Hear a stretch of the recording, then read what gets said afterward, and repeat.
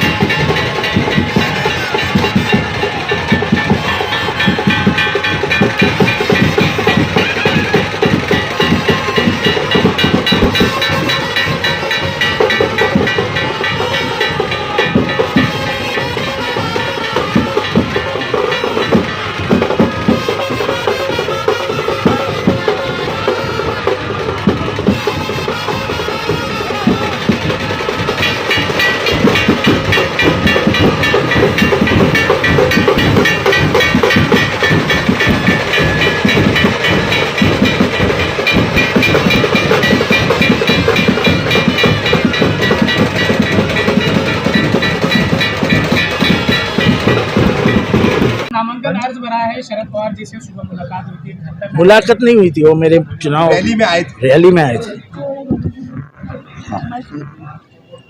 Sir 3 बार आप विधायक रह चुके हैं, चौथी बार भी पार्टी ने आप पे भरोसा किया है, आज फॉर्म फिल किया है। किस तरीके से लोगों का जो है सहयोग मिला है और किस तरीके से फॉर्म फिलिंग वगैरह सब हुआ? सहयोग कैसा मिला है तो वो तो आपको मालूम। आपने हुजूम देखा है, आपने मजमा देखा है, मैं उसके बारे में क्या बोलूँ। पवार साहब, सबसे बड़ी बात, पवार साहब से मुझे एक बात करनी थी लेकिन उनके स्वास्थ्य की वजह से वो बात ज़्यादा नहीं कर रहे थे। 2009 के लोकसभा चुनाव में जब शरद पवार यहाँ आए थे तो उन्होंने एक बहुत बड़ी बात कही थी वसंत डावखरे जी के चुनाव के दरमियान कि अब से आगे लेकर के देश में बहुसंख्यकों का आतंकवाद जो है वो देश के लिए घातक साबित होने वाला है। तो हम उस माहौल में पहुंच चुके हैं। पोलराइजेशन की जो राजनीति चल रही है, ध्रुवीकरण के तहत जो है समाज को बांटने का जो तेजी से काम चल रहा है, क्या ये एक चुनाव का फिर से बड़ा मुद्दा साबित होने जा रहा है? मुद्दा तो है, बिल्कुल है। जिस तरीके से विशालगढ़ पे हमला हुआ, जिस तरीके से नबीब के बारे में भला बुरा कहा गया, जिस तरीके से वक्फ की ज़मीनें आने वाले शीर्ष अधिवेशन में गायब हो जाएगी, जिस तरीके से मलंगड़ के बारे में बोला गया, जिस तरीके से शरीयत में हाथ डालने का काम रहा है, ईसाई समुदाय के बारे में भी तो चल ही रहा है। ईसाई समुदाय की ज़मीनों को ले लेने का प्लान बन चुका है और हमारी ज़मीनें तो कहीं के यानी गायब ही है, क्योंकि हमने तो वो ज़मीन का पानी भी नहीं पिया है।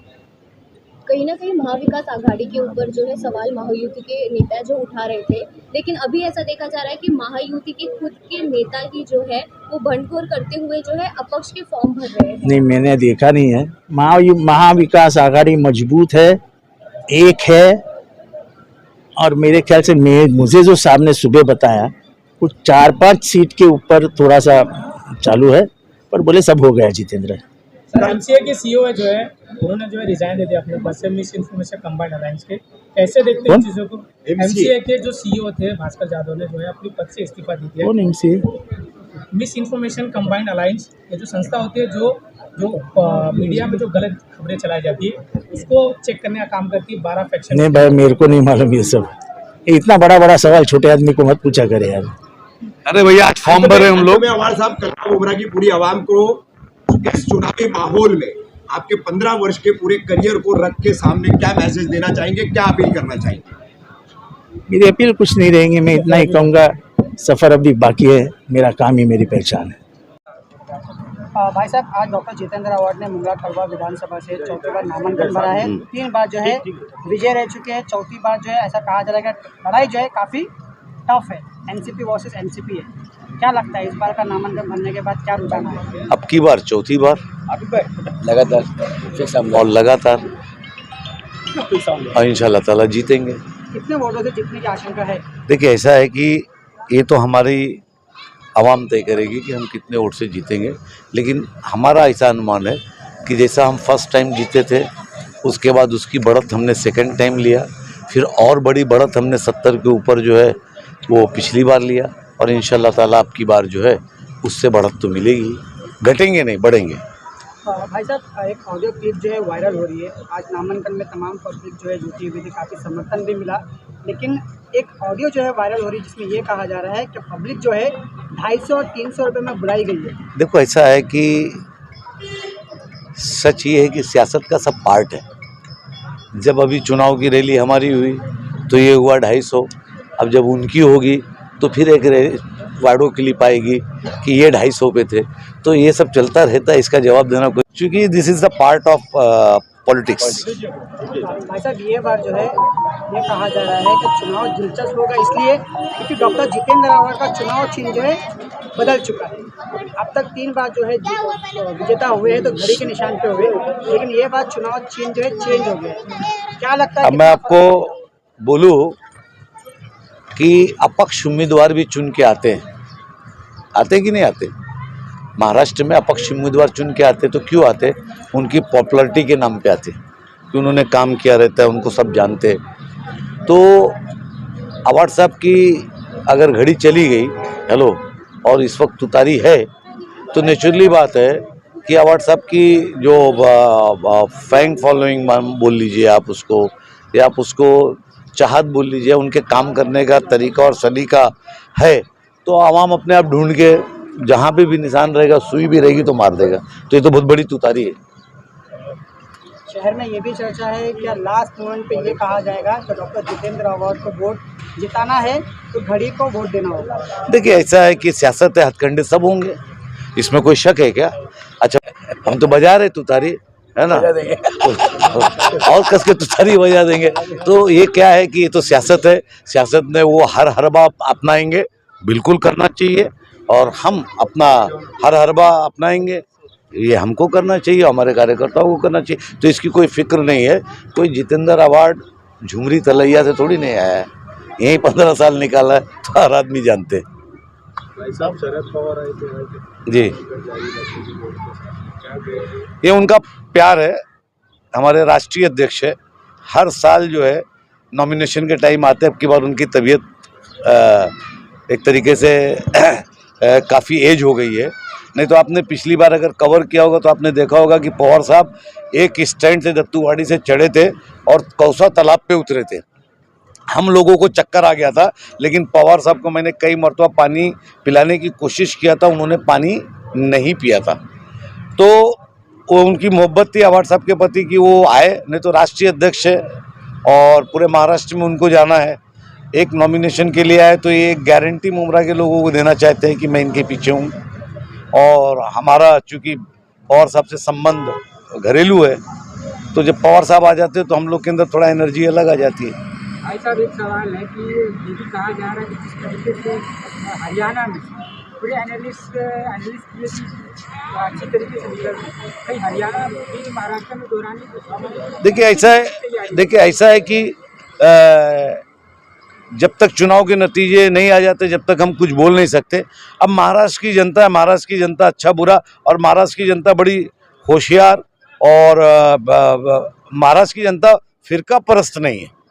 ठीक है, कुछ गट है, कुछ संगठन है, वो फिरका परस्त है, लेकिन महाराष्ट्र के लोग और महाराष्ट्रियन समाज ये बहुत सेकुलर और बहुत सुलझा हुआ समाज है। तो मुझे ऐसा लगता है कि यहाँ पे अब की बार कुछ नहीं चलने वाली है, कुछ चलने वाला भी नहीं है और कुछ चलने वाली भी नहीं है। तो मुझे लगता है कि हमारी सरकार इंशाअल्लाह ताला बड़ी अच्छी मार्जिन से बनेगी। भाई साहब, शरद पवार गढ़ से उम्मीदवार जारी हुए, एक भी ऐसा कैंडिडेट मुस्लिम कैंडिडेट नहीं है, क्या कहेंगे? ये बहुत बड़ा सवाल है भाई साहब, क्या शरद पवार ग्रुप से एक भी मुस्लिम कैंडिडेट नहीं है। विपक्ष भी जो है इस पर काफ़ी सवाल जो उठा रहा है, सत्ता में बैठे वो भी सवाल उठा रहे हैं, तो आखिर क्यों ऐसा, क्या एक भी मुस्लिम कैंडिडेट है नहीं? देखिए, ऐसा था कि हमारे जो मुस्लिम चेहरे थे, हसन मुशर्रफ साहब थे, नवाब मलिक साहब थे, तो वो चले गए अजीत दादा के साथ, वो राष्ट्रवादी में अजीत दादा की। तो इसकी वजह से मुस्लिम चेहरे हमारे वो थे। यहाँ पे हम लोगों ने अवार्ड साहब को समर्थन दिया था, तो और कोई ऐसी सीट मुझे दिख नहीं रही थी। लेकिन ठीक है, सवाल अगर है तो है, बिल्कुल है, सवाल होना चाहिए, होना चाहिए, होगा भी, ये है, बिल्कुल है। भाई साहब, ऐसी भी खबर आ रही है कि अगर महाविकास आघाड़ी की सत्ता आती है तो भाई साहब आपको मंत्री पद दिया जाने वाला है, ऐसा खबर आ रही है, तो क्या अनुसार? देखिए, ऐसा है कि हम लोग बेलौस काम करने वाले लोग हैं, मिला तो भी वाह वाह, नहीं मिला तो भी सही है सबका फातिहा। कोई उसकी फिक्र नहीं है, ना उसके लिए लाभमंदी है, ना उसके लिए किसी के दरवाजे पे खड़े होंगे। अगर क्वालिटी बेस पे गिना जाएगा, दिया जाएगा तो शुक्रिया, नहीं दिया जाएगा तो कोई बात नहीं। आदिल पठान, एक आखिरी सवाल रहेगा। नजीब भाई का कहना है कि अगर सेक्युलर का अगर आपको नेता बोलते हैं डॉक्टर जितेंद्र अवार्ड, सैयद अली भाई साहब को अपना टिकट दे दे, नजीब मुल्ला जो है विड्रॉल कर देंगे अपना फॉर्म। उनका शुक्रिया बहुत बहुत, उन्होंने मुझे इस लायक समझा और मेरे लिए इतनी इज्जत रखा, उसके लिए मैं शुक्रिया अदा करता हूँ। इससे ज़्यादा और क्या बोल सकता हूँ। Thank you.